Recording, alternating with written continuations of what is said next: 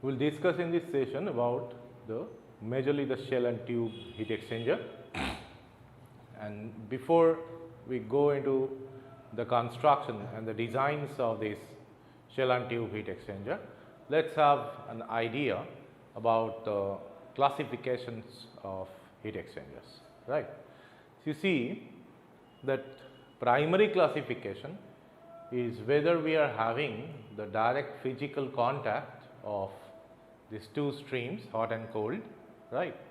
So, based on that we can have direct or indirect contact. Most of the heat exchangers are indirect contact heat exchangers, as we will see, because they are not miscible.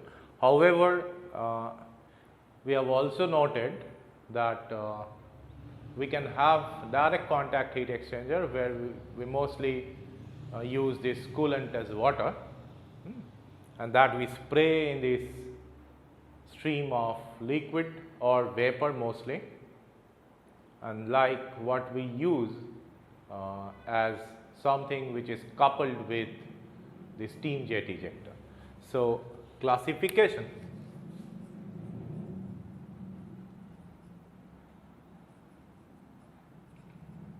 of heat exchangers.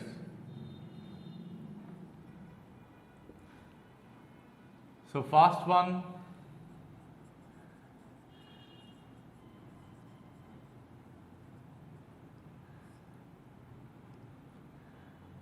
we can have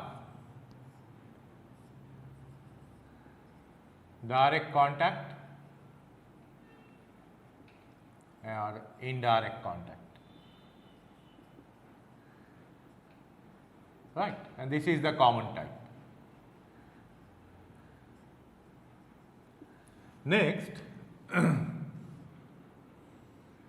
based on the construction and additional features, we can have this tubular heat exchanger,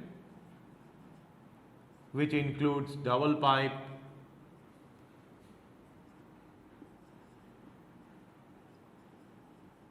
shell and tube.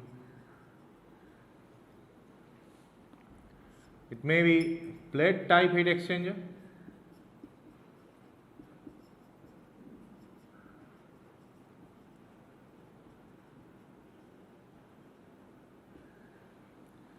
we can have finned heat exchanger, or rather it is extended surface heat exchanger.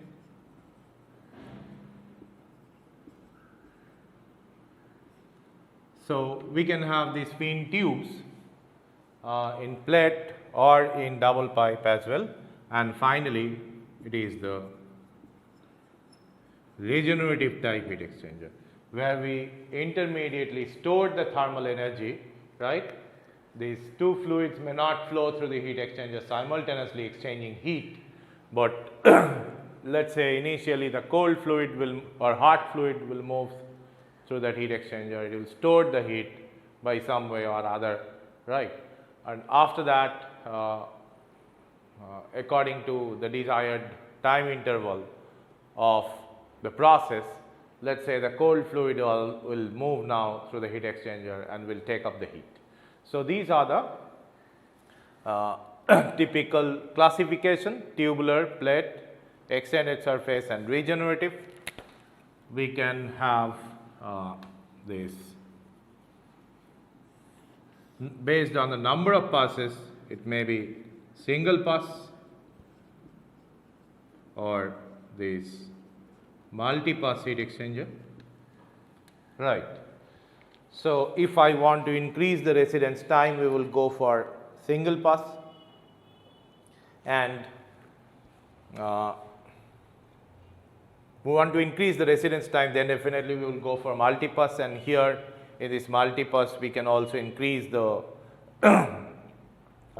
velocity also. Specifically when we go for the shell and tube heat exchanger, we will see that as we go on increasing the number of passes, the average axial velocity will also increase, and we know that heat transfer coefficient on that specific side is monotonic with this axial velocity. So, number of passes, as we are increasing the number of passes, eventually the heat transfer coefficient will also increase in addition to this contact time or the residence time. And finally, it is compact and non-compact type.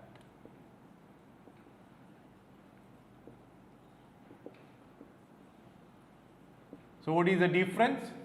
In this compact type, the heat exchange area per unit volume is more than 700 meter square per meter cube, whereas in case of non-compact it must be less than 700 meter square per meter cube, right.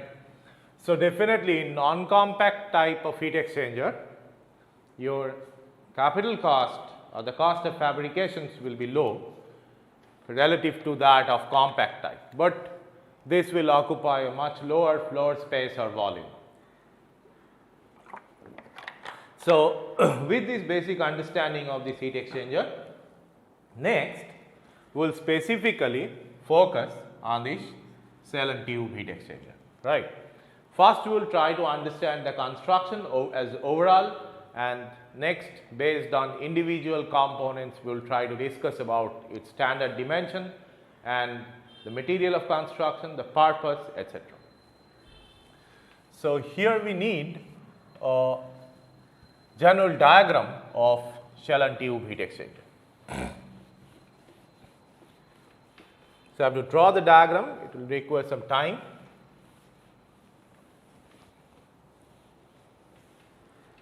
You see that we will have the tubes which are arranged parallel to each other, right, and mostly they are horizontal. So, let us say these are the tubes. So, cell and tube heat exchanger, it is typically a non-contact type and non-compact heat exchanger. It may be single pass or it may be multi-pass. So, here we are going to draw a 1-2 shell and tube heat exchanger. 1-2, the first one indicates the number of shell passes, and 2 here indicates the second is the number of tube pass, right. So, you see these are the tubes and we have here a tube sheet which actually holds the tube at the two ends. Okay. So, here also we have the same tube sheet.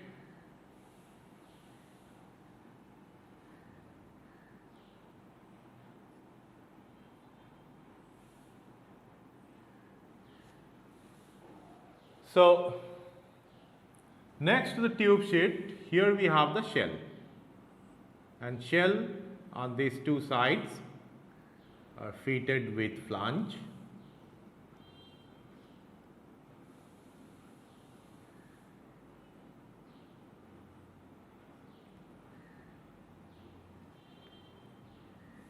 Right, and this is the shell.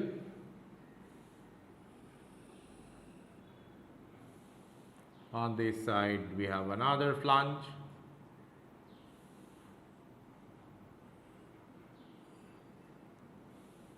Sorry, these lines will not be there.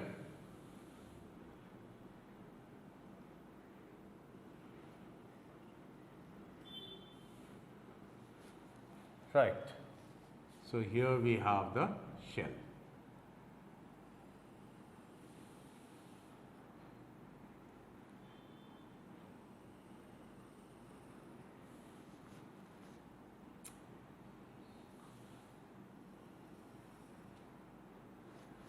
So, let us and here we have the bolt holes. Here there will be gaskets, ring like gaskets, in order to make it leak proof. Gasket here, and here. And let's put the hatch.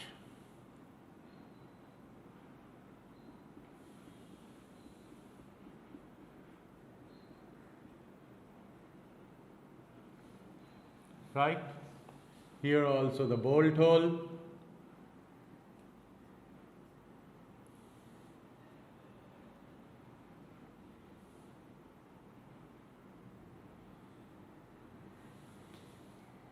Bolt hole here, and the hatch.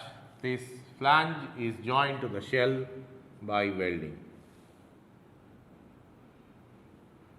So these are the welding spots over light green. Okay. And here this tube sheet.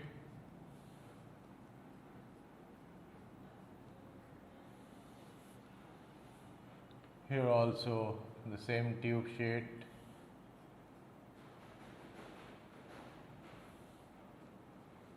Next, on these tube sides, additionally we have the nozzles. So here let's draw the shell side nozzle.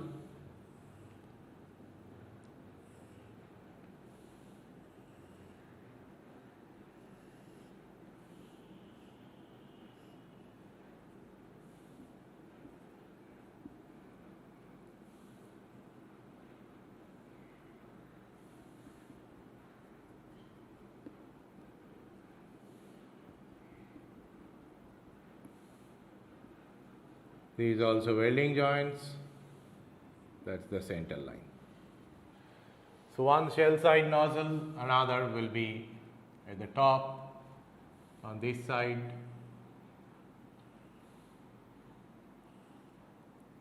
Sorry.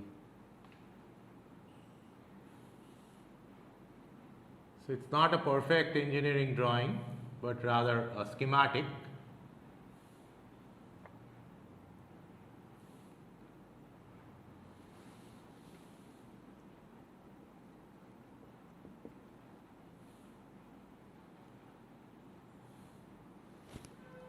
Right.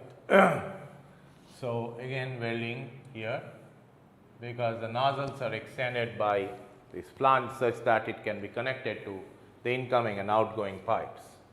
So as it is a 1-2 push shell and tube heat exchanger, on one side the tube fluid will enter, and here it should move back and move out, right.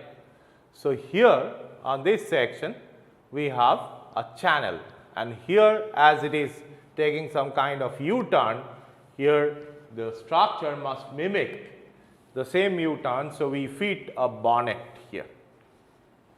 So how this channel looks like? Just like this.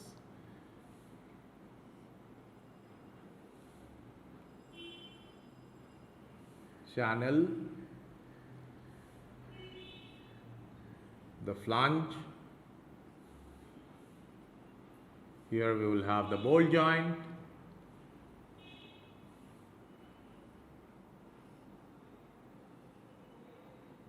Channel is typically a cylindrical section, right. Here again we have the flange.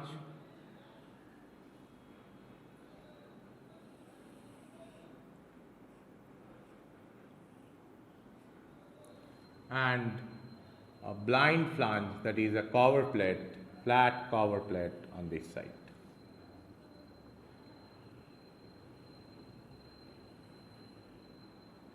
Right? And again we have the bolt joints.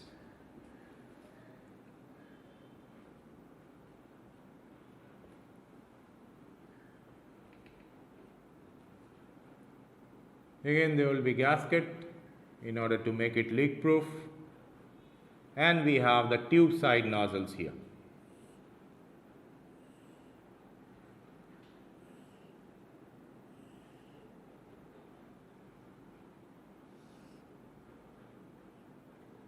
Very similar to the shell side nozzle in construction.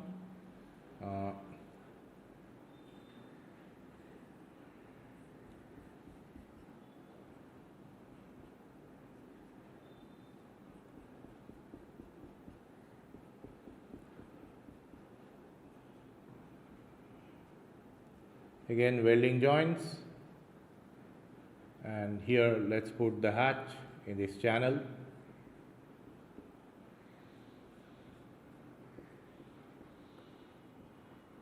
Welding, here also welding, here and here.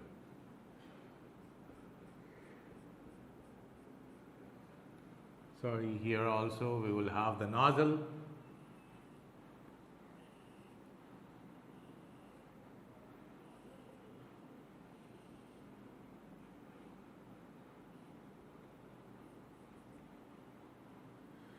Bolt holes and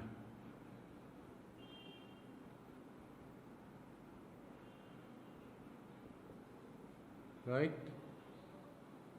and intermediately over some region we will have the pass partition plate. So, pass partition plate will be like this.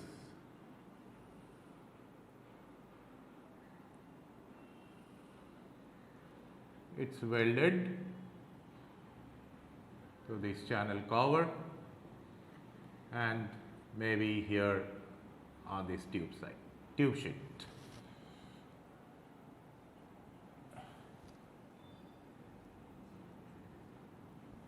Sorry, here it will be the opposite direction, the hatching, because these materials are different.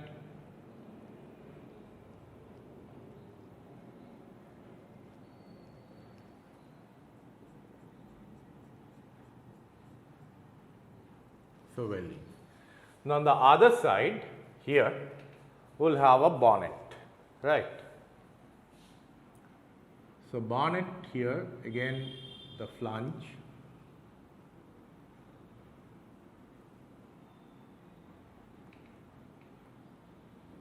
part of it will be horizontal, just like as an extension of a cylinder, right. And after that we will have a toruspherical cover, right. So, generally this has been welded to two metal sheets.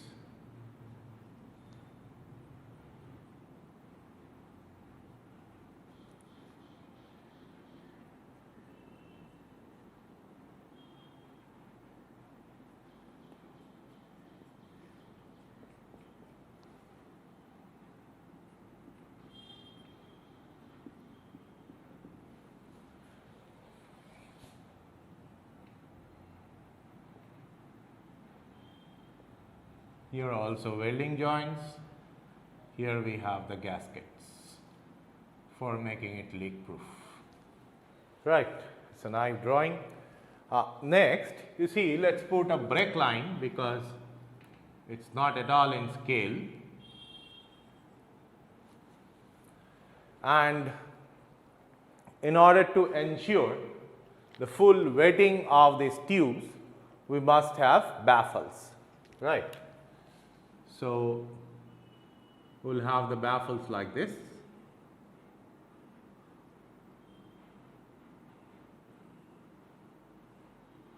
Here for the tube opening, here also for the tube opening, here just alternate one, such that the shell side fluid follows a kind of zigzag path.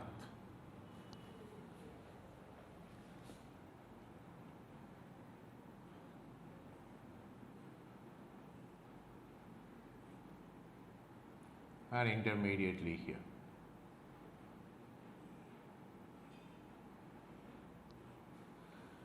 So, the baffles are kept in their position, right, by means of tie rod and baffle spacers. So, here we are using some horizontal cut baffles. The baffles actually, you see the common type of baffle looks like this, and here we have the openings. We will discuss it in detail. These openings are for tubes.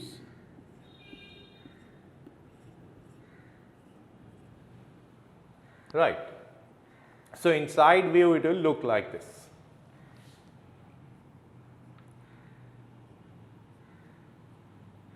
Now, for these baffles which are having the cut facing upward like this one and this one, we will use a tube, a tie rod and set of baffle spacers, right. And the tie rod is a rod which is, let us put it here.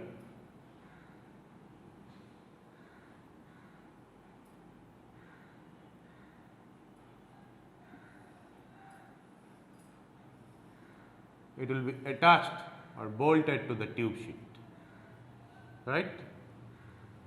And here we have the bolts, it is tightened on the baffle, and over this tie rod, in order to maintain the space, the baffle spacing, we use short segments of tubes called baffle spacers.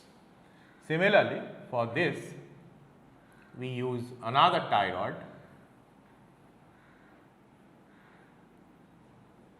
here,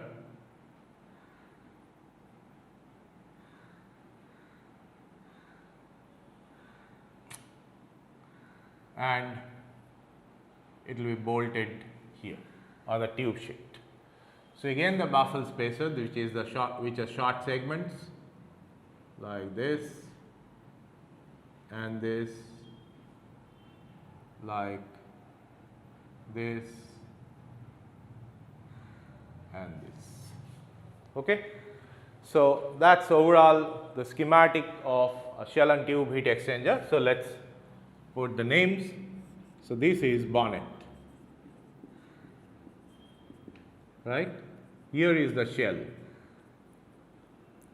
These are flange. This is gasket, tubes. These are baffles, right. Shell side nozzle, tube side nozzle,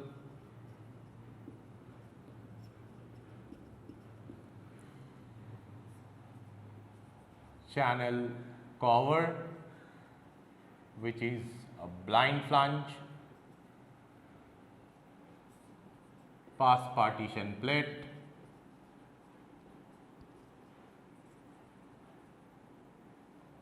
flange. Then here, see, if the fluid, let us use a different color, if the shell side fluid enters here, so it has to move like this, right, and it will move out through this. And if the tube side fluid enters here, it will flow through the tubes, right, will return through another set of tubes and move out. So this establishes the thermal contact. Okay.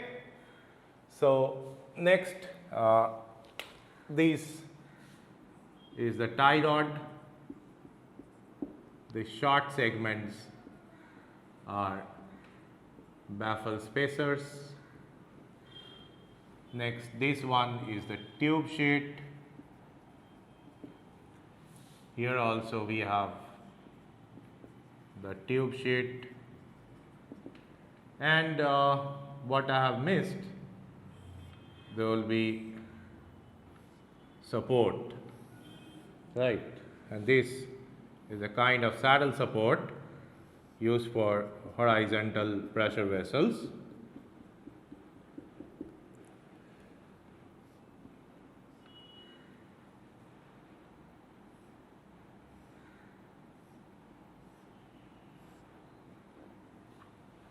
So there is a support for the heat exchanger.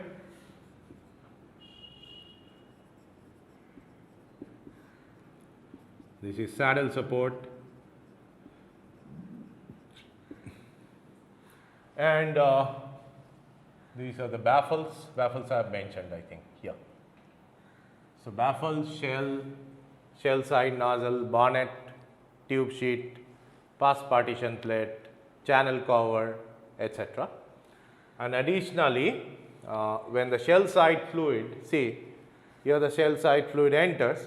So if it has got high velocity, and additionally if there are suspended solids, like if it's a liquid and it's a kind of slurry where there are a lot of suspended solids. So when the solid hits the tube, there will be erosional damage. So in order to prevent that, we use a kind of plate here.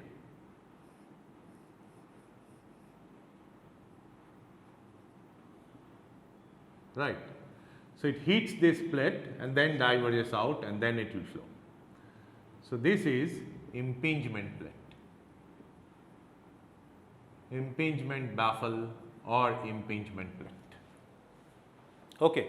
Additionally, we can also have, in order to provide this thermal expansion of the shell side, here welding. So on these two sides we have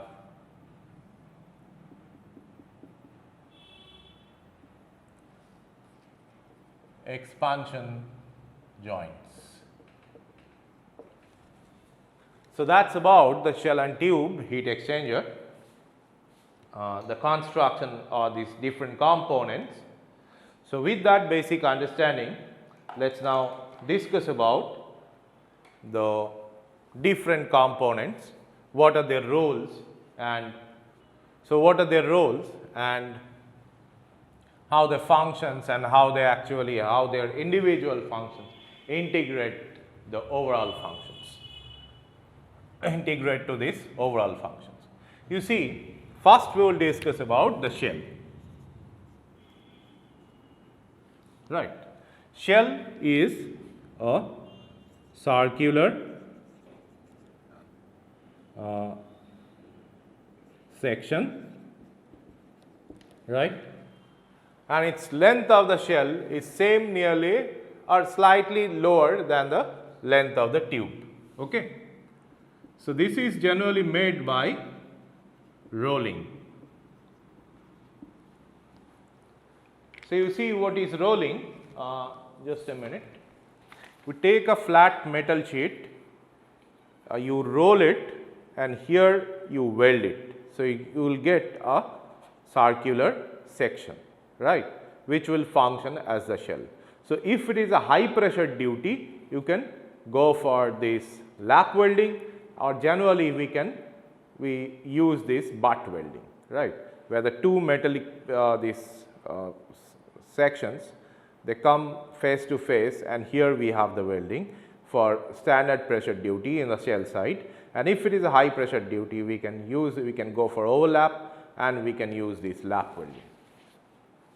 So made by rolling, and for small HE we may use pipe sections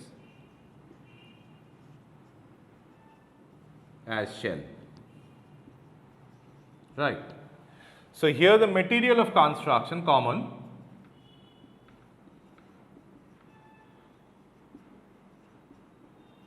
this is carbon steel, we commonly prefer for the shell construction. So once we have the shell, next definitely the most important component is the tube, as the name suggests. So tubes,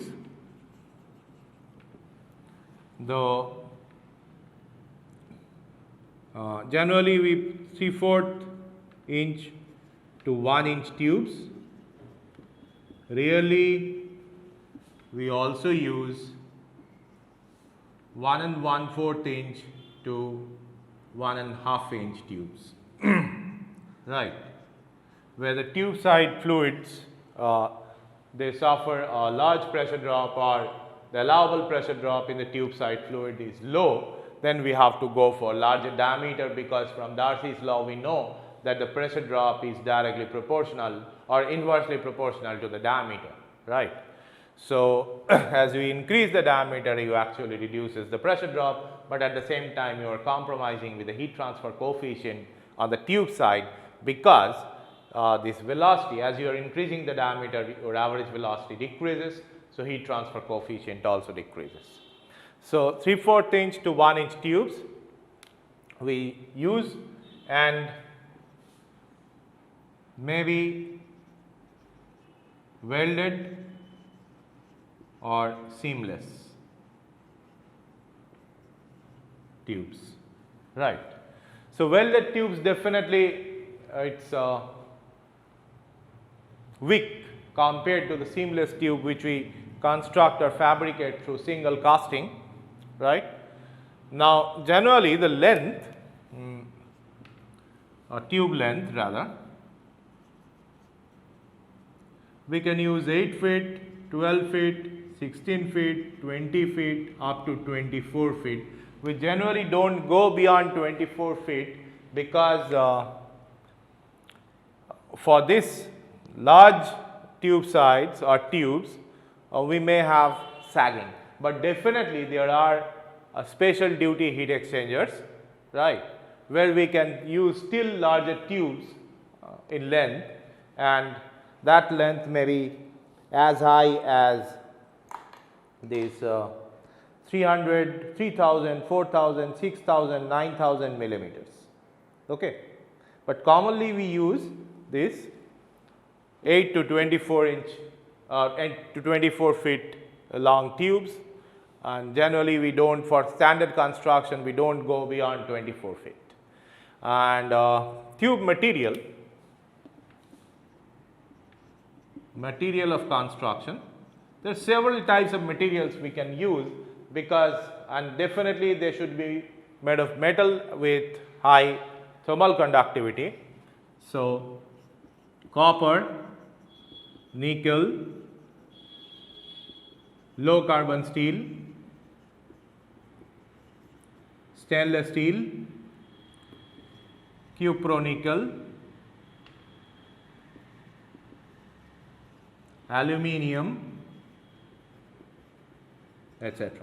So, there are varied choice we can have in case of tube sheet material or tube materials, and you see the thickness of the tube is one of the another important factor, and the thickness is determined by Birmingham wear gauge, right. So, this Birmingham wear gauge, which is commonly recommended for this or SWG, another tube thickness indicator, 20 to 10 SWG tubes. So, this a standard wear gauge SWG, 20 to 10 SWG tubes are used. So, that is about the tubes, and you see in these tubes they are arranged in the tube sheets. Arrangement on tube sheets, either it is square, pitch, where the tube sheet looks like this. On the tube sheet, this unit form a square, right, 4 tubes, or in this way, this is typically a square pitch arrangement on the baffles. So, and the arrangement of the tubes must be same, definitely in case of baffle opening and tube sheets everywhere, that will be same because they have to hold the tubes. So, we can use square pitch or triangular pitch, where it looks like this, right. So, triangular pitch definitely will be giving you higher compactness compared to the square pitch, but square pitch are also in use, because if the shell side fluid is a dirty fluid, then we have to clean it often and we have to go for the square pitch arrangement. And also if we go for square pitch, the pressure drop in the shell side will be low. So, that is about the tubes. Next, these tubes are to be fixed on these tube sides at the two ends. So, what are the techniques we use to fix the tubes on the tube sheets? Okay. So, next we will discuss about the tube sheets.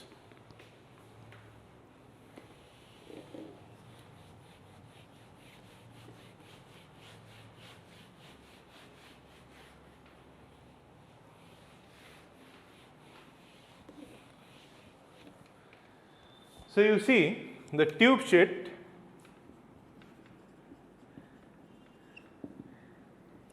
circular plate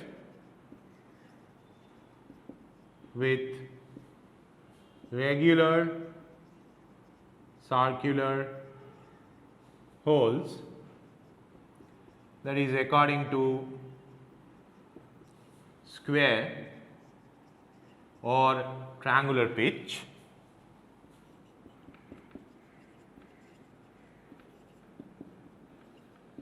So, we use this circular plate with regular circular holes to fix the tubes, right. Minimum thickness, it is obviously greater than the tube thickness, that is the standard, and definitely if the shell side pressure is high, we have to go for higher thickness, right, of this tube sheet, and that we can determine from the standard equation of mechanical design. We will discuss it later when we study this mechanical design. So, common material of construction.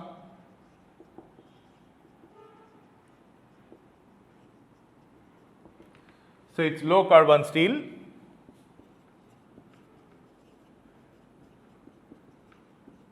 right, often with anti-corrosive layer fixed on tubes by detonation bonding.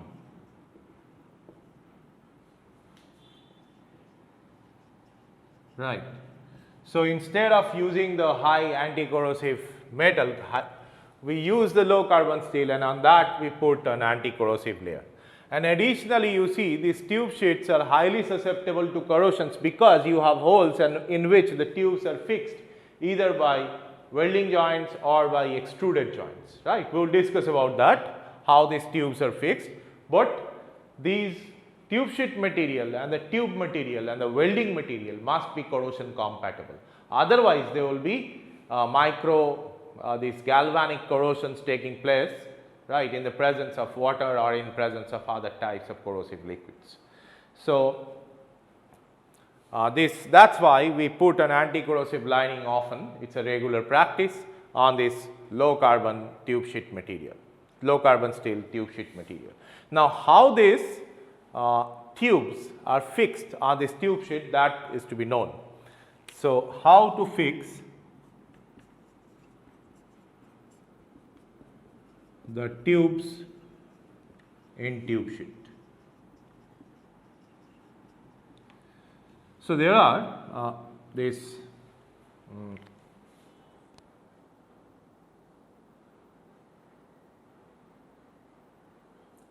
is called this expanded joint,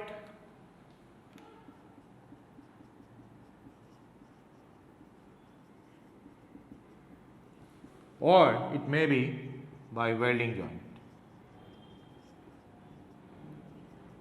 Right. Now, what is expanded joints are grooved or non-grooved. Okay. Now, you see what is expanded joint. You see, if this is the tubes, we often drill grooves in the tube sheet. This is the tube sheet, right. So, we drill grooves in the tube sheet. Now, the tube is inserted here. The tube is inserted and there is a tube wall, and next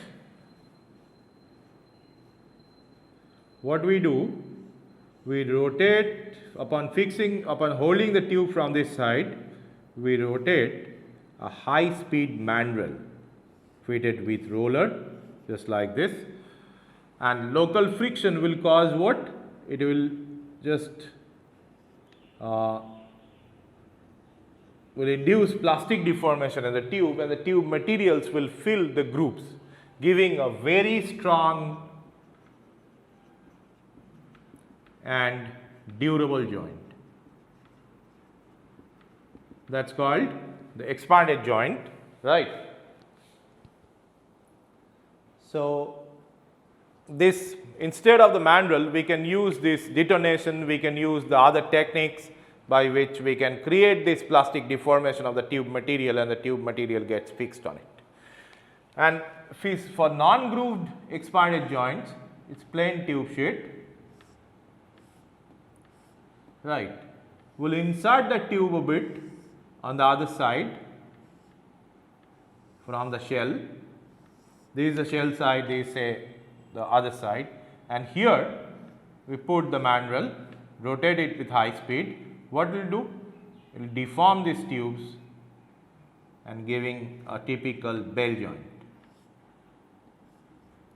So this is bell joint, which is a kind of, this is also durable and tough, but definitely its strength is lower compared to this typical expanded joint here. And for the welded, what do we do? This is a tube sheet. We insert the tube slightly,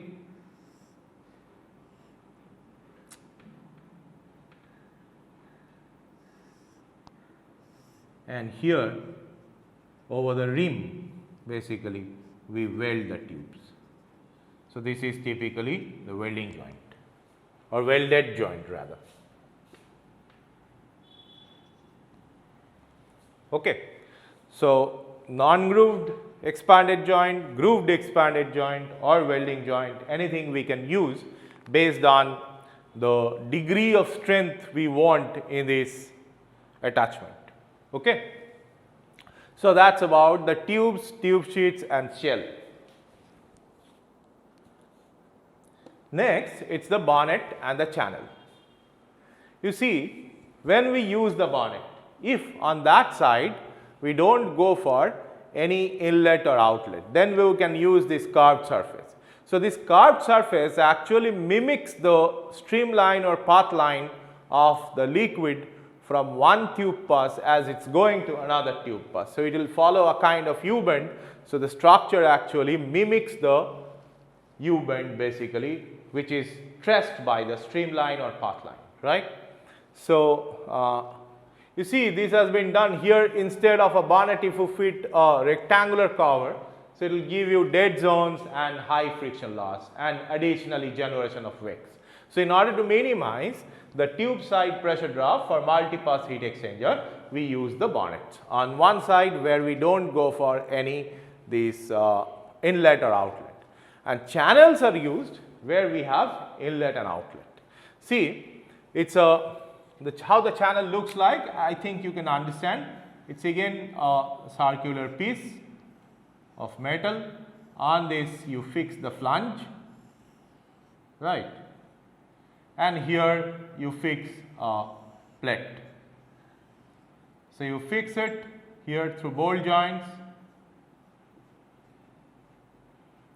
and that is blind flange or blind channels, and this side you fix to the shell. Right. So that is basically the channel. And here definitely we will have a bit of dead zones and all. However, that is the most optimum fabrication technique what we can recommend for shell and tube heat exchanger, because on this side if I use a bonnet, there will be huge, the dead zone volume will definitely be higher than that of a channel. Here we are definitely having some dead zone, but still it is minimum compared to that of bonnet. Right. Next, the pass partition plate. You see, the pass partition plate we can also use in the shell side as well. Right. So if I go for multiple passes in the shell, here we are going, actually we have discussed about the 1-2 type shell and tube heat exchanger, where there are only one shell pass. So, that is why there is no pass partition plate in the shell, and in case of tube we have a pass partition plate, right. So, pass partition plate, how it looks like?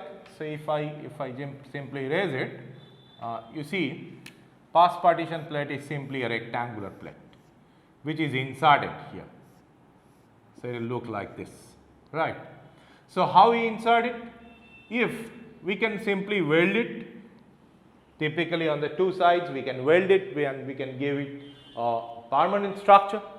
Alternatively, in this channel we can weld the rail like this, right, a groove for rail, and in that we insert the pass partition plate like this, right. So, definitely it must be leak proof such that tube side fluid from one end is not being allowed to leak to the other side. So, pass partition plate is similarly we can use the same technique for the shell partitioning, and the shell partitioning, if it is the shell, you see, if it is the shell and this is the tube sheet here. So, the shell side partitioning will be like this. It is not covering the entire dimension of the shell or entire length of the shell. It looks like this, such that here the shell side fluid through the baffle will move like this, and again will move like this and move out. So, this is the inlet to the shell and the top one is the outlet, right, and that is the typical pass partition plate what we use.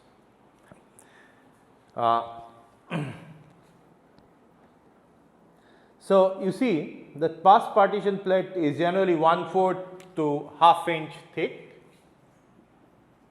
1/4 to half inch thick,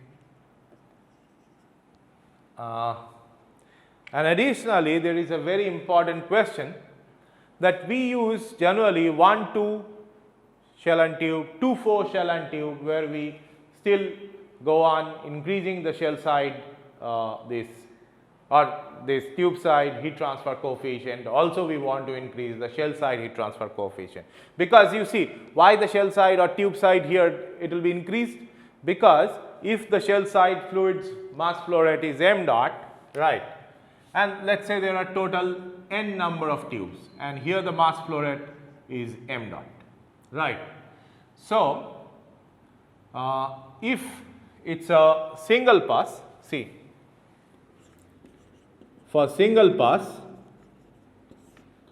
the velocity through the tube will be m dot divided by n into pi by 4 dt square into rho tube side, right. For two passes what will happen? Vt average will be m dot divided by n by 2, the total number of tubes is n, and now individually in each pass we have n by 2 number of tubes. So, it will be rho t into pi by 4 dt square. So, it is nearly getting doubled. Okay. So, generally we use even number of passes for shell and tube. We can go for 1-2, we can go for 2-4, 1-1 is a baseline structure, right, 1-1 pass, no partitioning in tube and shell. So, 1-1 then basic baseline structure, then 1-2, then we go for 2-4, then 4-8, etc. 4-8 is the final, right, for standard or common duty. You see that what happens, why we do not go for then 1-3, right, or 3-5, we always use 2-4 or 4-8, etc. So, let us try to understand this logic. So, if you see, if it is a 1-3 exchanger, how it will look like? So, this, then this, 2 second pass and third pass moves out, right. So, here we will have a partition, here we will have a partition, correct. So, that is the typical 1-3 pass, Now you see, we have to record the temperature for instrumentation and controlling purpose, right. Now the panel or this typical line for instruments, we have to distribute it on the two sides of the heat exchanger, and the pipe layout, its holding structure, everything should be there on the two sides, because it's having an inlet on the right hand side and it's moving out from the left hand side. Instead, if you go for 2-4, right, or 4-8, all these shell side and tube sides will be on either right hand or it will be on the left hand. So we can have this overall structure to hold this heat exchanger, and additionally the instrument line panels, electrical panels, etc., right, on one side. So it saves to some extent the expenditure and gives you a more compact structure. So that's why we generally do not recommend, and it's not a standard practice, to go for 1-3, 3-5 types heat exchanger. Instead we use 2-4, 4-8. Okay. Next, it's the nozzle. So you see the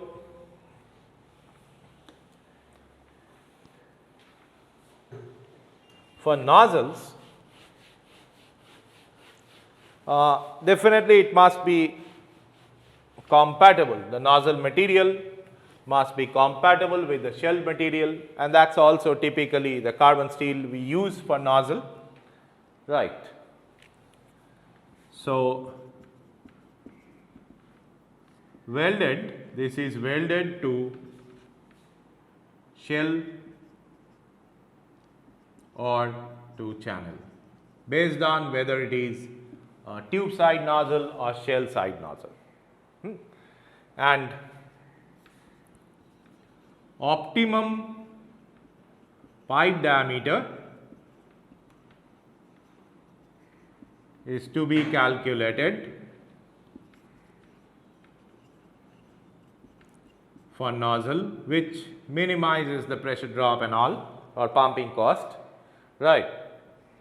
So there are some empirical equations. We are not discussing that. You can find it in the 6th volume of Coulson and Richardson. And alternatively, there is a technique called, it is a graphical technique, right, nomograph. So what is a nomograph? You will find in the book of Ludwig. So what is a nomograph? Nomograph, you see, this is a graphical technique to find this optimal pipe diameter. There are 3 axes. One is the flow rate, mass flow rate or volume flow rate, and right hand scale, either it is density on this side or it is viscosity on this side, right, and this is the diameter, d optimum. So what we have to do, what is the technique? You fix the flow rate, and if it is a laminar, you fix this viscosity, you go for viscosity rate marking, and if it is a, so if it is turbulent flow, so you mark the density, right, and next you join this by a straight line. Where it intersects will give you the optimum diameter for that operation. So this is called nomograph. It's a typical common technique to represent some empirical relations between the different parameters to the dependent variable or dependent parameters. Okay. So that's about the nozzle, and as I mentioned, we have to use in the shell side nozzle, we have to use this impingement plate, right. It's a flat plate which is supported to the shell side, right. Here we can have some pillar like support which is welded, and here we will have this impingement plate or impingement baffle. So its diameter should be slightly larger than the optimum diameter of the nozzles whatever we have fixed. So next to this nozzle, one of the very important element or component of the shell and tube heat exchanger, it's the baffles. So baffles, you see, there are different types of baffles. The most common is segmental baffles, which I have drawn basically, right. So, segmental baffles, how it looks like? So, you take, or how it is constructed, you take a circular sheet, now you cut and remove a part of it by either a horizontal or you can go for vertical cut, such that the area, or you are removing actually this 10 to 50% of area, right. So, you have to go for higher value of cut area basically if you have low allowable shell side pressure drop. If the shell side pressure drop, higher shell side pressure drop is allowed, you just go on reducing. This is called the baffle window, right. So, this part is a baffle window through which actually the liquid flows. So, you increase the baffle window if your allowable pressure drop in the shell side, you have to increase if it is low, and you reduce it to maybe maximally up to 10% if the allowable pressure drop is high. The most common is 25% cut baffles, right. So, here we will use this tube holes which will have a slightly higher, in the order of millimeter, there will be clearance per millimeter, higher opening size or the diameter than that of the outer diameter of the tubes, such that the tubes can be inserted through it. So, baffles has got two roles to play. First one, it increases the residence time of the shell fluid, and as it reduces the section, right, as it reduces this the accessible diameter to the shell fluid to flow. So, definitely it increases the shell side heat transfer coefficient upon increasing the average shell side velocity, right. So, you use baffles and you simply, if you are going for smaller gaps, right, that is called the baffle spacing. This is the baffle spacing B. So, if you increase the baffle spacing, you actually reduce the outside heat transfer coefficient, and delta P shell also reduces, right. Now, when we are increasing the baffle spacing, you are reducing the baffle spacing, you are basically reducing the diameter, the effective equivalent diameter for the shell side fluid to flow through individual passages. So, you increase the heat transfer coefficient, but at the same time you increase the shell side pressure drop. So, there is some limit of this baffle spacing. Generally, the baffle spacing is less than ds and it should be greater than this ds by 5 or 20% of the shell diameter. That is the recommendation of this limit. Okay. So, you see, and baffles also, it increases the residence time of the shell fluid, right, and allowing higher heat transfer. It holds the tubes properly in position, because for long shell that there are every chance that because of the shell side impingement, shell side fluid impingement, right, there will be sagging, and because of gravity the tubes may sag. So, in order to avoid that, you use baffles. Okay. So, the 25% cut baffle or segmental baffle, 25% cut is the most commonly used cut amount we use for baffle windows. So, segmental baffles is the most common type baffles. Otherwise, if I have to increase for higher this heat transfer coefficient, we can go for disc and donut.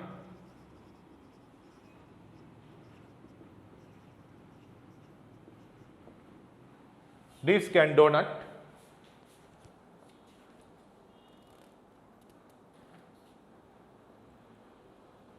Right.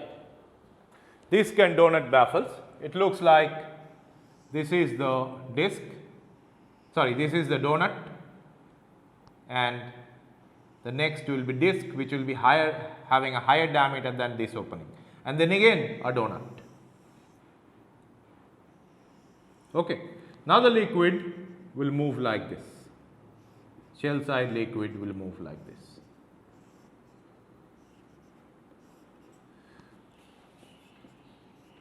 So this is the donut. This is the disc. So here, and definitely there will be tube holes and all. Right. So disc and donut baffles, definitely it increases the heat transfer coefficient, but it will give you higher pressure drop compared to that of segmental baffle, or more precisely this 25% cut segmental baffles. So you see there are other baffles as well. One of them is this. So disc, donut, segmental. So baffles, if we classify, there are multiple varieties basically. The major categories are segmental, disc, donut. Next we can have Orifice baffle. This will give you pretty high heat transfer coefficient, but at the cost of higher shell side pressure drop. Orifice baffle is basically the full circular disc where the clearance between these baffle holes and the tubes is pretty, it's not in the order of millimeter, but maybe in the centimeter, right. So tube like this, so larger tube holes. So what will happen if in cut section, if we see it, so these are the tubes, right. Let us say this is the shell,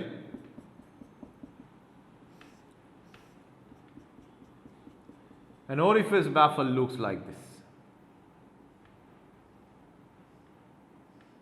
It is covering the entire cross section, however, there are large openings,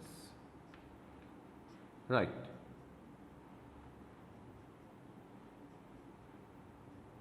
So what will happen? The tube fluid, a shell fluid has to move through this annular opening. So there will be tremendous wake generations and all, giving you higher shell side pressure drop, but at the same time definitely it will give you a very high shell side heat transfer coefficient. Additionally, we can also use rod baffles, right. So rod baffles, how they look like? So first it is a circular rim and we have vertical rods, right. Next, with another circular rim, we can have horizontal rods. So rods are holding the tubes, and additionally this horizontal specifically, they are holding the tubes, and additionally they generate lot of turbulence. So rod baffles introduced in late 1970s, and they give you an optimum shell side pressure drop as well as the shell side heat transfer coefficient. So you see these baffles, how they are kept intact in their position. They are not being welded to the shell, right. So how they are kept intact in their positions, and that here we use something, as I have mentioned, a tie rod and baffle spacers, right. So what are they? Tie rod and baffle spacers. You see, if this is the tube sheet and we will have the baffles like this, and another set will be intermediately fixed from the lower end, and here the cut is facing downward, right. The cut is facing downward. So let us say this is the final cut, final baffle. So here we use a tie rod, and here we use this side is threaded, and we use a nut to fix it, right. However, as we have tie rods, so the baffles will move along the tie rod. So in order to fix them, we use short pipe segments which will hold the baffle in their position, right. So and this is just threaded, this side is threaded, and there is a tube hole as well, on the tube sheet, or there is a hole in the tube sheet and it is fixed like this. Okay. So, threaded end of tie rod. So, this is the tie rod, these are the baffles, right, and this is the baffle spacer. Now, you see one set or few, maybe two tie rods we can use for one or two tie rods to hold the baffles which are having the vertical cut facing downward, and another one or two tie rods we use for another set of baffles, alternate baffles, which are having their vertical cut upward. And additionally, you see we can also have the segmental baffles arranged vertically with vertical cut or with horizontal cut. Like if it is a horizontal cut, the arrangement will be like this. Right, this is the horizontal cut, because cut lines are all horizontal. We can also use vertical cut as well, like this, like this. So, now the tube fluid will move like, or the shell fluid will move like in the horizontal zigzag, and here it was moving following a vertical zigzag, right. So, this is called vertical cut, segmental baffles, and this one is the horizontal cut,